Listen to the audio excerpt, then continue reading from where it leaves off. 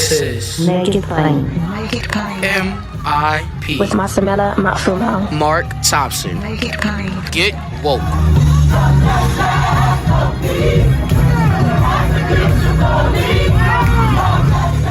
Folks, we're counting down to the day. It's the 58th anniversary of the Great March on Washington.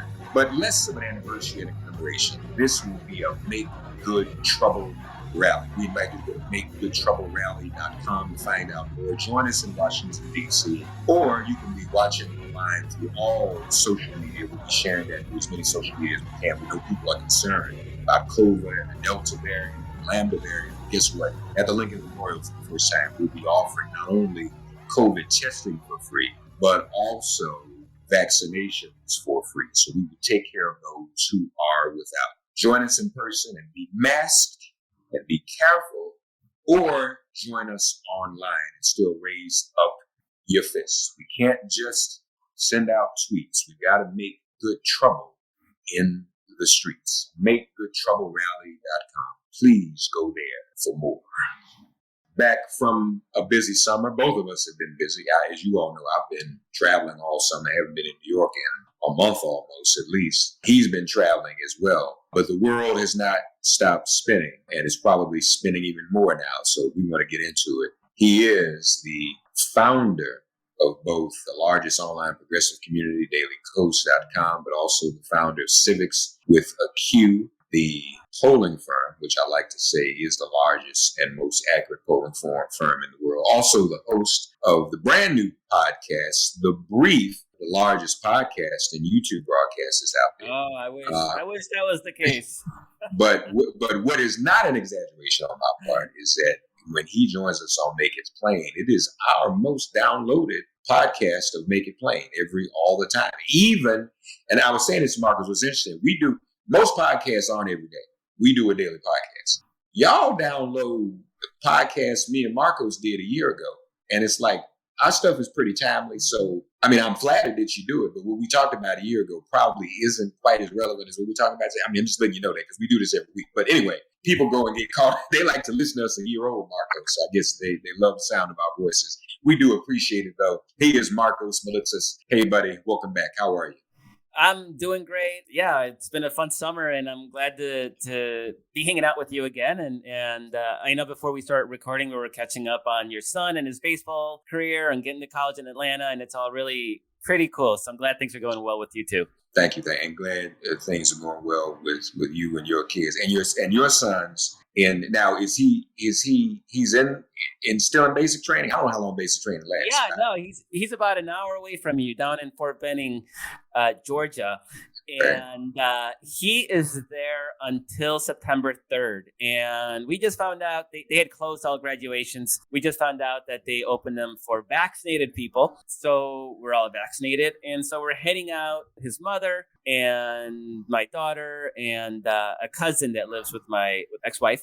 We're all heading down together to go to the graduation and to pick him up and bring him home with us. So we're all excited that that's about 2 weeks away. But yeah, it's his basic training it was 10 weeks. It got delayed by a couple of weeks because of COVID outbreaks. And so it's kind of added another layer of misery to his basic training. And he was a junior, did basic. He's going to go back and finish his senior year in high school. And then he goes back to Georgia to finish his infantry training. And he wants to go to Ranger school. And he wants to go to airborne school. So he might be there for another 9 months after he graduates from high school. At least he thinks it was like the coolest summer job ever, even though it's not. I went through basic, obviously, and I like to say that it was the worst time and the best time. I mean, it's all wrapped in one. It's actually an experience, and so I'm glad he's having it. Well, congratulations to him. But perhaps that's the perfect. I didn't think about it this way, but now that we're talking about it, perhaps that's the perfect setup for the hottest topic before us. And we'll get back to COVID, folks. But obviously, Afghanistan. You served. Now your son is serving. So would love to hear your thoughts. And I wonder if you've talked to him about what's going on. It is without question that what we're seeing today, and feel free to correct me if I'm wrong, but from my point of view, what we're seeing today is further evidence that the many who served in Afghanistan and gave their lives over the past 20 years, what actually did it accomplish? Were their lives in service to Afghanistan in vain? Probably. It's. I mean, maybe we bought 20 years of some relative freedom for women and girls in Afghanistan that didn't exist. There is the Taliban that existed in 2001 when we invaded was a very medieval Taliban, right? Now they're claiming that they are more moderate, right? And I don't know if anybody really believes it, but there's maybe a bit of hope. At least they're trying to pretend while the cameras are still there, Western cameras. So who knows? But it's the fact that the country fell in what, a week? Once we stepped out, really shows that we were propping up it was a farce. We were just propping up an unpopular, corrupt government, and we just spent $2 trillion basically outfitting the Taliban army. So congratulations on every elected official, Democrats included, but Republicans, that funded the new Taliban army. That was a great use of taxpayer resources. Don't come to us and talk about we have no money for healthcare, we have no money for infrastructure, after we literally built the Taliban army. Everybody might not know what you mean by that. Explain that. Our weaponry ended up in their hands. It was handed over.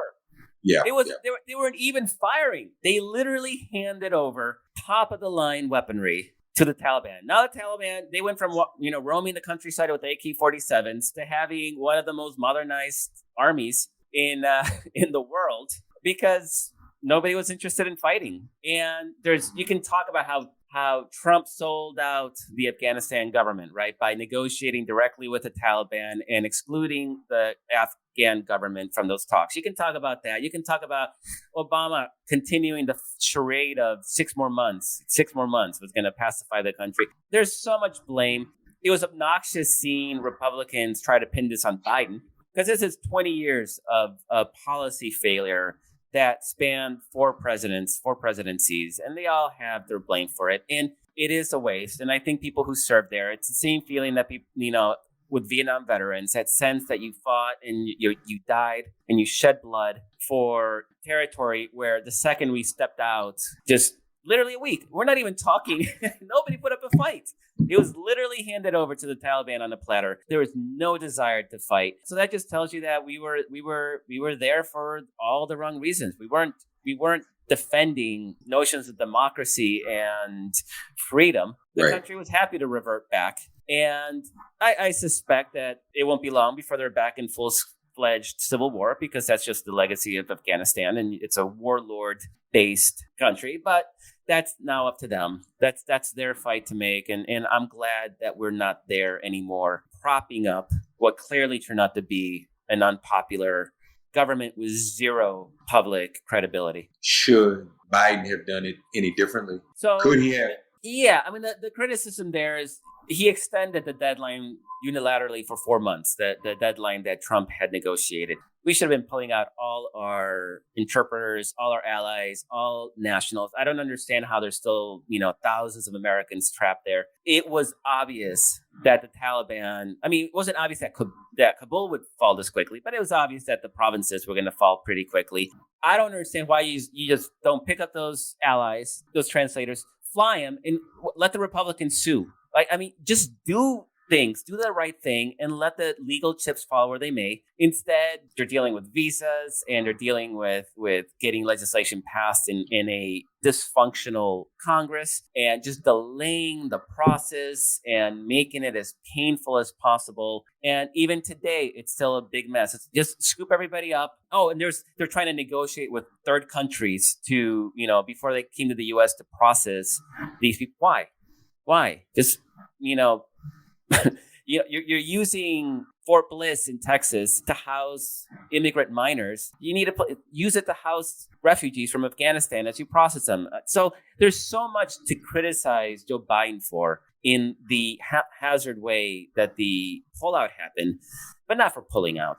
That needed to happen. And I'm glad that we're in the last stages, hopefully the last month or two. We need to be there long enough to get our allies out, but it's time to say goodbye. One of my pet peeves too is that what we're witnessing, and I know the punditry and the Beltway media, is more caught up in the immediacy of the moment. Biden is the current president, so they have to make it look like he's done something wrong. But what this should really do, pardon me, from my point of view, Markos, is in the hagiography of George W. Bush. Because what happened, Trump made him more palatable. Now George W. Bush is a respectable president, someone to be respected. But this situation, rather than it blowing back on Biden, should be people saying this is further confirmation that George W. Bush was a failed president. He got us into this, and it was wrong.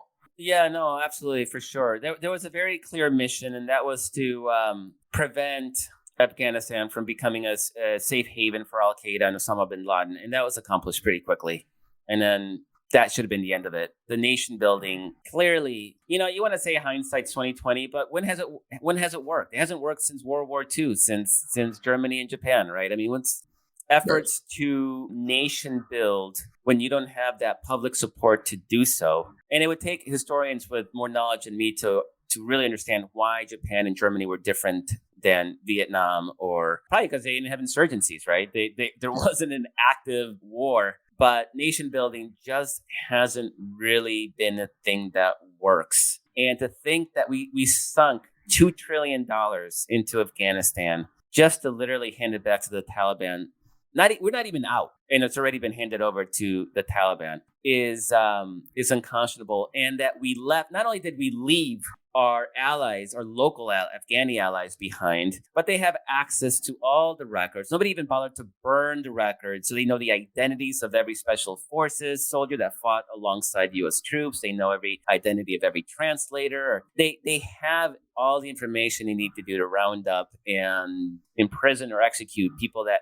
worked with us on our promise to try to build a better Afghanistan. And the fact that they haven't been leaving for months already, we had plenty of advance notice. We knew this was coming. This was not a surprise. And that everybody was caught behind.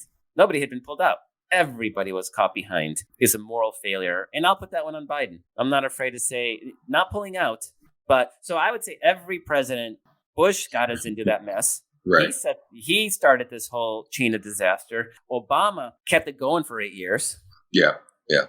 6 more months kind of thinking. And then, of course, Trump negotiated without the Afghan government and created the conditions where the Taliban would just get the country handed over.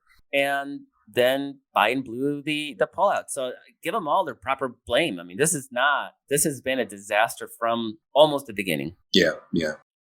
More MIP after this message.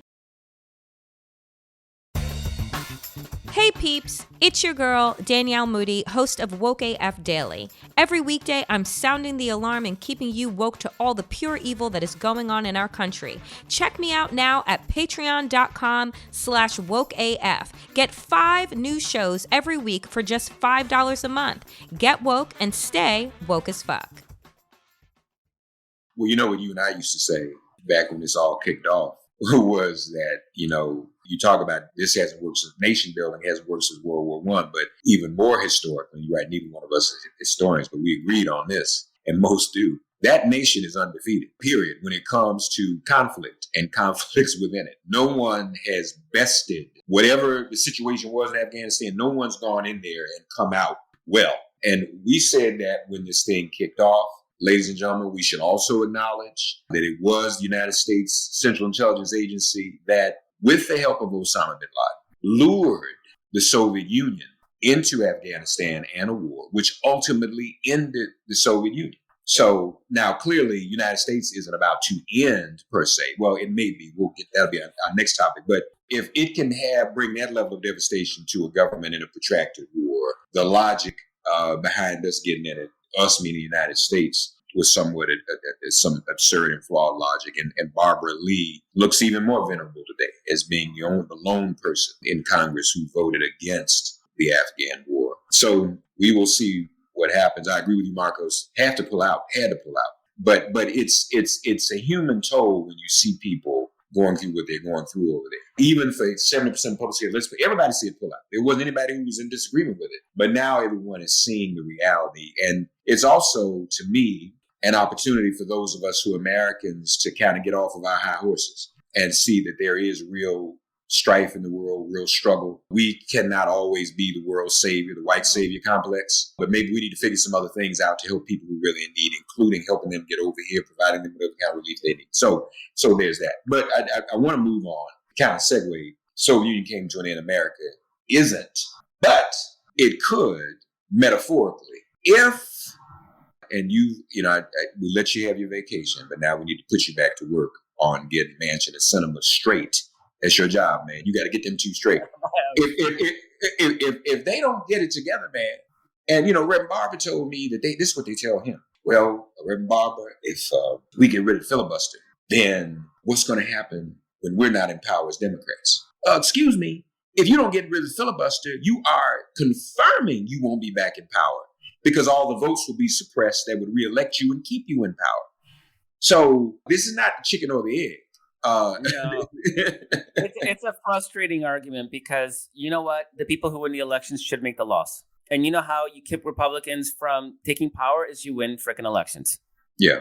That's what you do. Understanding that the system is already heavily skewed towards rural areas, and even more so now that we know from the census that rural areas are emptying out while cities and suburbs are growing. So it's going to add, West Virginia actually lost population. They lost people, and yet they still have two senators, and they'll always have two senators because of a undemocratic system. But wonder why West Virginia lost people, by the way. But anyway, go ahead. I'm sorry. And so you cannot basically, tie yourself one hand behind your back and say, well, we're not going to do anything because maybe the other side's going to win someday.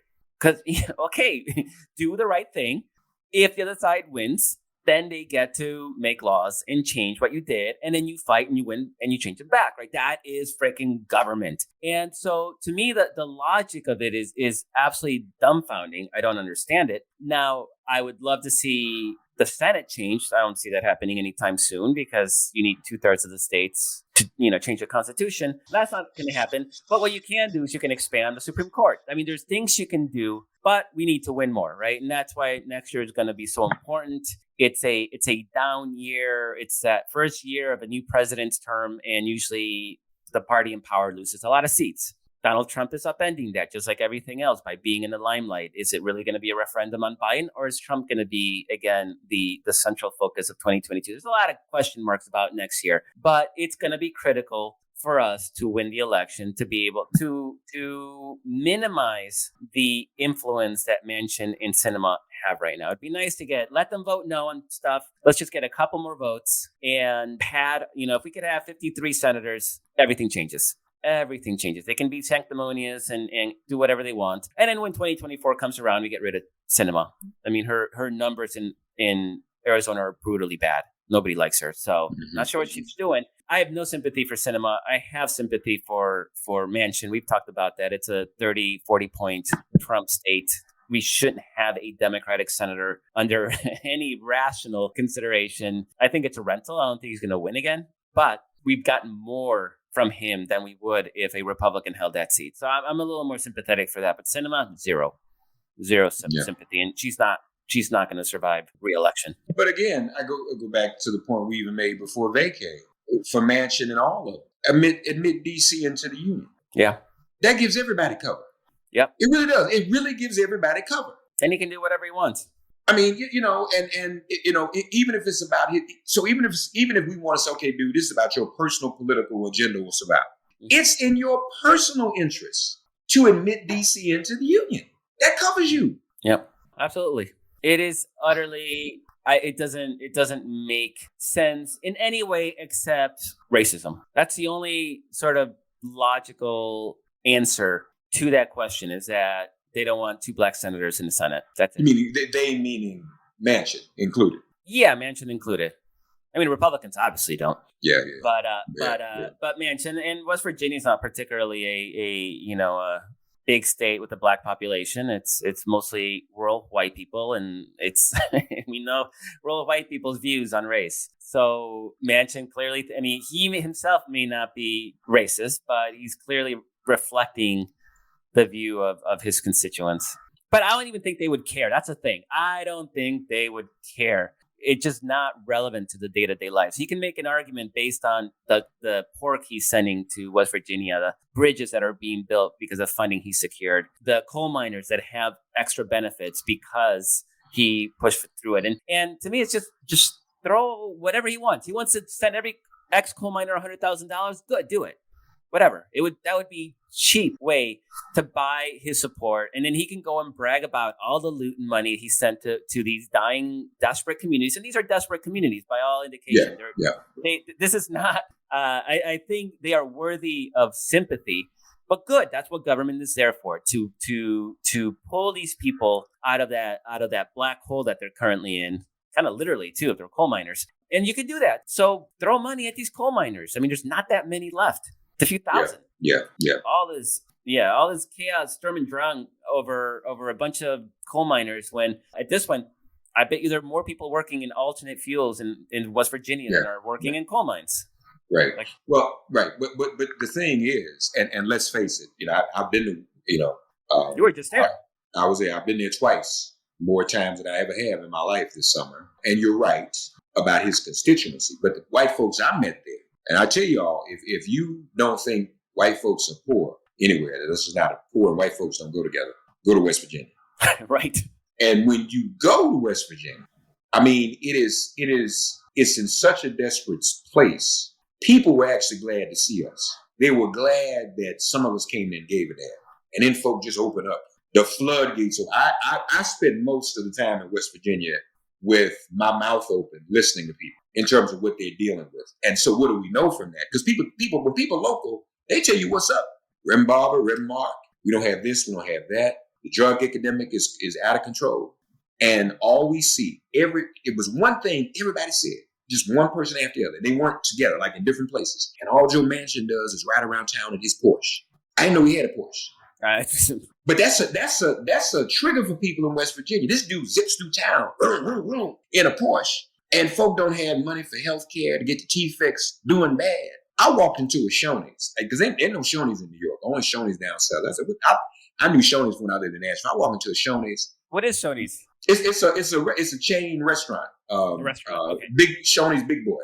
So like a diner. Yeah, diner. It's sort of. You would have thought it was a second coming. They were so glad to see me. Nobody was in there. Nobody has any money going. I'm going into Shoney's. They treated me like a king. They were so glad that they had a customer. And, money. Okay. Right. And that I'm a customer. And then clearly I'm not from there, obviously. Right. Man, normally when this is not a bar, it's a restaurant, right? It's not a bar. Normally you go into a bar and you unload on the bartender. I go in the restaurant and the waitress and the maitre d' and everybody are unloading on me about how they live in West Virginia. So I became the bartender. These are white people, not black people. You got a minute? I said, what you mean do I have a minute? Can we talk? I said, okay. And also, you were not even soliciting. No. I did say, wait. So wait. They knew at first. They knew I wasn't there. So where are you from? What brings you here? That made them curious. And I said, well, I'm a minister, and a talk show host, an activist. I'm here with Red Barber. Oh, you got a minute? And I was like, yeah, well, I'm here to eat. What's going on? I was by myself. I just, took a little break to get something to eat. Complete unload and download. And he's riding around in a Porsche. And I'm just sitting there like, then they talk to me about the drug crisis and how literally bad it is. And see, the perception of many in America, still, even with the opioid crisis, the face of drug abuse and drug addiction is still black. Which is crazy. Let me tell y'all something. If you want to be disabused of that notion, just go to have a layover in the West Virginia, in the Charleston airport. You'll be clear. So one of the big findings in the census data, which I just referenced a little bit ago, was that rural areas are emptying out, and that may be. I think opioid overdose is one of the leading causes of death in rural America, so that could be a big factor in them losing. Yeah. The white-only population dropped by about a percentage point a year. The first time in since the census started, so in American history, that the number of white people actually declined. And they're an older population, and they're not as young as the Black and the Latino and the Asian communities. But that rural area emptying out, I bet you that opioid crisis is a big factor, not just in people dying from it, but people just getting away from it, right? Because these towns are dying And I don't understand how at this point anybody would still think drugs, Black people. Yeah. I guess I know why, right? But Yeah. it really is opioid. It's a rural, and I guess maybe because the cameras just aren't there. Maybe, Yeah. I don't know. More MIP after this message. Well, and again, the perception that it's coal mining is so conservative. I'm not saying it's not. And I didn't see everyone in West Virginia. But we walk down the street, we're marching. Every horn is honking. We didn't run into anybody with a Trump sign or people who were spitting at us. I've been in other places where that's happened. And it made me pause and think, wait a minute. Is Joe Manchin really representing the people he claims to represent? Because we didn't see those people. And if I took you back there today, we'd go in places, you would have the same experience. So wait a minute, this is a whole different West Virginia from what he even represents, he's supposed to be representing. So anyway, I won't belabor that point either. But obviously, this is one person. See, Sinema don't have no juice. So Joe Manchin says to Sinema, come on, we're going to do this. What's she going to do? She's not going to. Oh, no, Sinema's not going to hang out on her own. No. Something, she'll go. Right. So, one of the things, folks, is, we're mobilizing for August 28th. We're dealing with all of these issues. We're raising these issues. We're supposed to go back to West Virginia on the 26th. Reverend Barbara's discussing that. We may go back to West Virginia, although I've been there twice. That's a little traumatic. But I will say this. People, it was also a feeling of warmth. People were so happy, Markos, that some of us came and gave a damn and wanted to listen. They were just so happy to talk to other people, to tell their stories. And I was kind of honored by that. I was like, it was just really fascinating. People were just so glad. Folks was hugging. Oh, we're so glad you're here. Thank goodness. Because they're down there. Nothing down there. There's nothing down there. And they see him on television every day. They see him in the Porsche, and he's just an example of exploitation. This gets us back to that original point. I mean, we can pass all this legislation, including DC statehood, and just all sorts of giveaways for poor West Virginians. And I don't think Kentucky's been getting that crap. McConnell's been feeding his people. Let actually pull some of these people, just throw a bunch of money at them, get them to vote, so you can walk around saying every coal miner got $100,000. Yeah. I mean, why not? Nobody's going to complain about it. I mean, they can complain about it, but yeah, good luck running on. They should not have gotten any money. Vote for us instead. We give you no money, which would be the Republican response. And then he is as covered as it needs to be. He's actually helped his people. I mean, that's a big one, right? He's actually delivered something for them.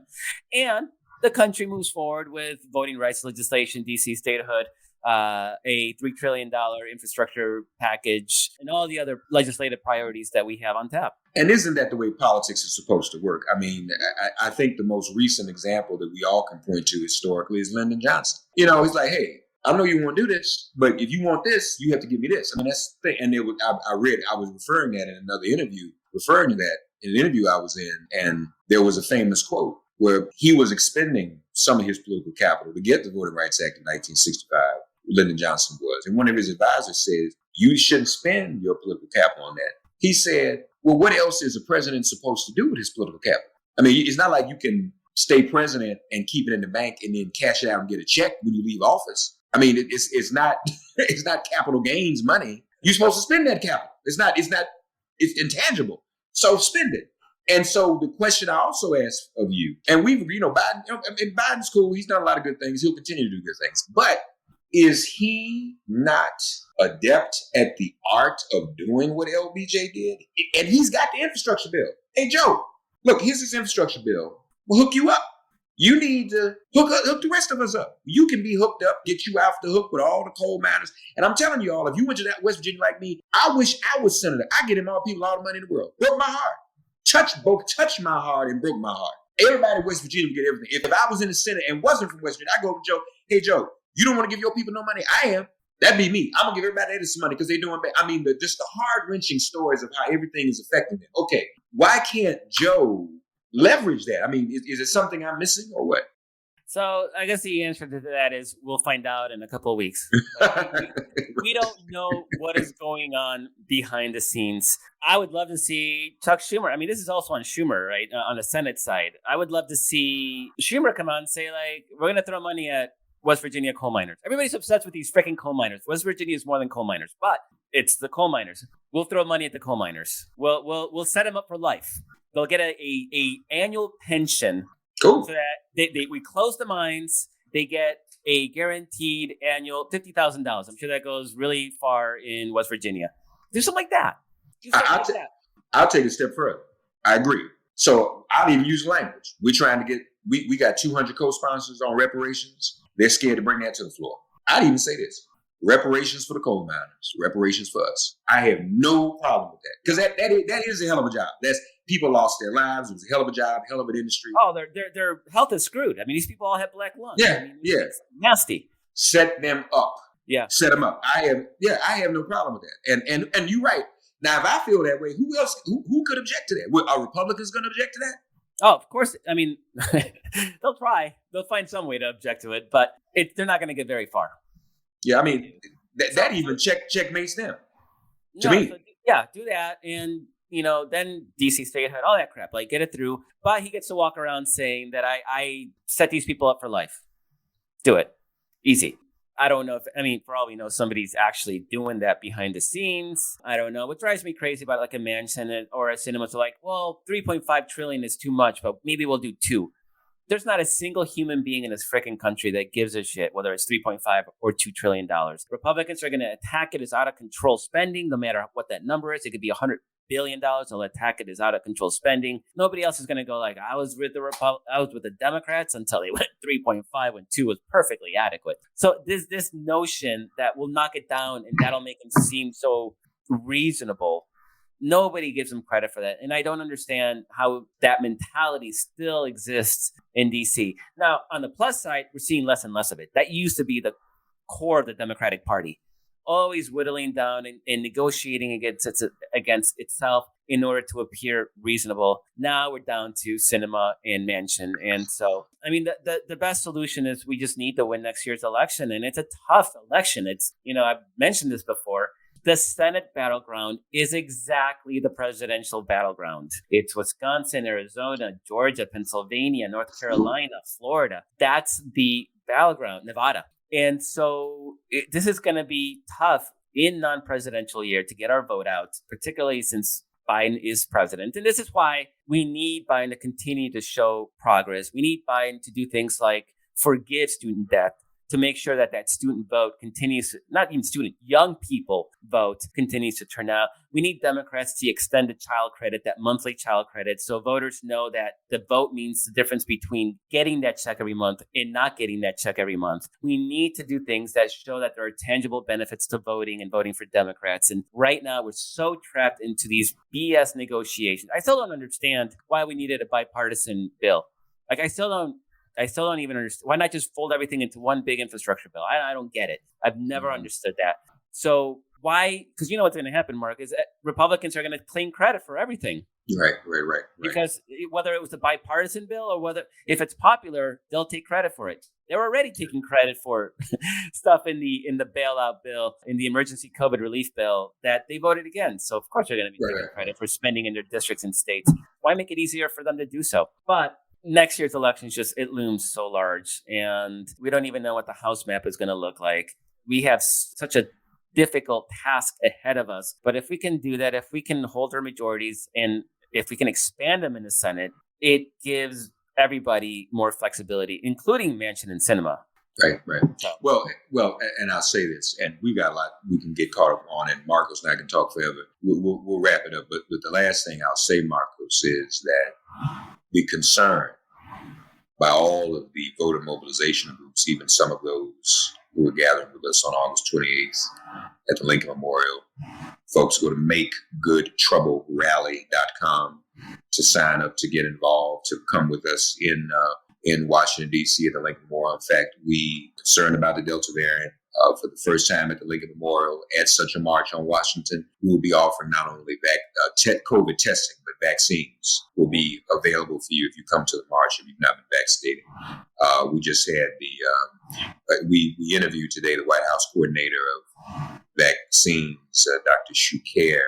I don't know when that's airing, but they announced that we're going to need boosters with this Delta. But the point I'm trying to make is the voter mobilization organizations, Black Voters Matter, et cetera, Markos, Reverend Barber, this is what they're saying to Manchin and to Biden and the Democrats. We did our job. Took care of November 2020, took care of January 2021. A lot of hard work made that happen by the skin of our teeth. Now people are asking, well, what did we do that for? If y'all can't get rid of the filibuster and protect. So Republicans are doing their job. Okay, we saw what they did. We're going to suppress them some more to make sure they can't do that no more.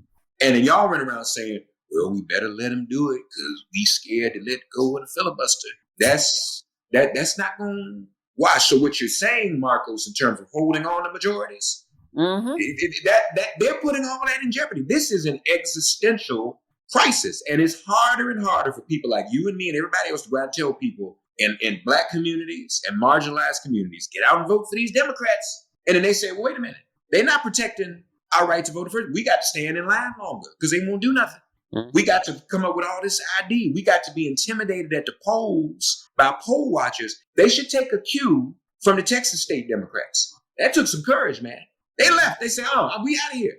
At great risk to their health, separated from their families, at risk of arrest. That took some gumption. So that's what, I mean, Biden, they got to get this together, man. This is not going to fly. And Republicans are extra desperate, and the census data shows why. Is they're losing their core base. Older white Americans are literally dying off. Their numbers are literally shrinking. Rural America is emptying out. And so they're not going to try to win new support with Black and brown and Asian voters. So their answer to it is to make sure our people can't vote. Yeah. That's the only answer to it at this point. Folks, we invite you to go to makegoodtroublerally.com. Again, Markos Moulitsas of DailyKos, DailyKos Civiqs with a Q. He is back in the saddle. We'll be doing this again every Thursday. We've enjoyed it all the years we've been doing it. Hope you all will. Many of you, I'm sure, already read DailyKos and stay informed. Let's continue to do so. Thanks as always, buddy. Thank you so much. Have a great weekend. Everybody, please be safe. Even if you're vaccinated, the Delta variant is real. Yeah. It's dangerous. Yeah. So, thanks. Thank you, Markos. Thanks for getting woke and listening to Make It Plain. Please remember to listen, like, and wherever you get your podcasts, please give the show a 5-star rating. And please do spread the word.